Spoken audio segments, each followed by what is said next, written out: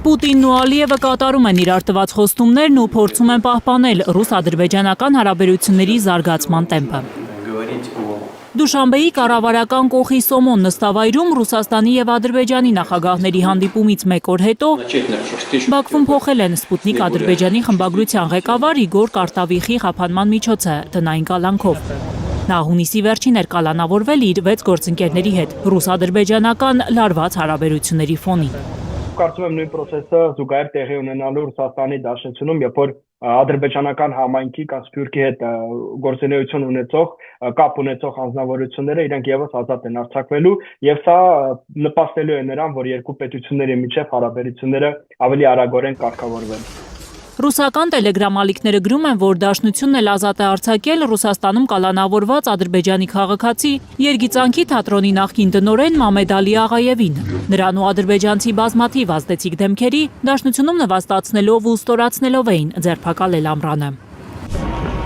Նույնն արել էին Բաքվում ռուսների հետ։ Ադրբեջանական կողմը այդ արհեստականորեն ստեղծեց լարվածությունը Ռուսաստանի հետ, պատճառը նրանում էր, որ իրենք առիթ էին ման գալիս այդ լարվածությունը ստեղծելու համար, որպեսզի Միացյալ Նահանգների միջնորդությամբ կարգավորեին հարաբերությունները Հայաստանի հետ, իրենց շահավետ փաստաթղթով։ Փորձագետների համոզմամբ հիմա բավարարված է Ադրբեջանի նախագահը։ Նա ճիշտ պահին կարողացավ կտրվել Ռուսաստանից, սիրաշահել Թրամփին իր պետության օգտին, փաստաթուղթ ստորագրել օգոստոսի 8-ին Սպիտակ տանը։ Հիմա էլ Ռուսաստանի նախագահից փոխհատուցում է ստանալու նախորդ տարի դեկտեմբերին ռուսական երկնքում կործանված ադրբեջանական Ազալ օդանավի համար։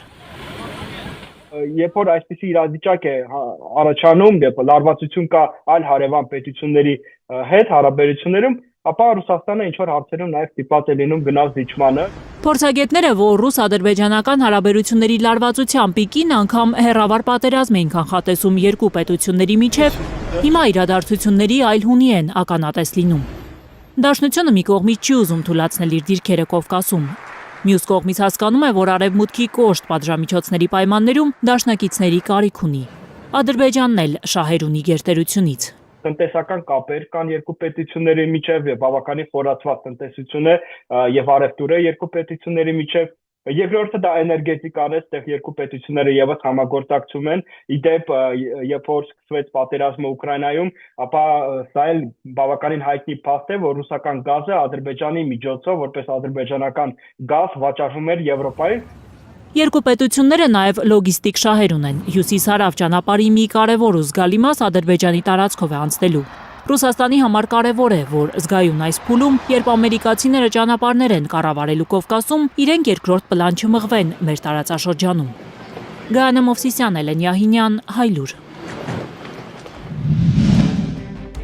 Հայաստանում եւ աշխարհում տեղի ունեցող իրադարձությունների մասին առաջին իմանալու համար բաժանորդագրվեք մեր ալիքին, սեղմեք զանգակը, որ բաց չթողնեք ամենահրատապը, ամենակարևորն ու հետաքրքիրը։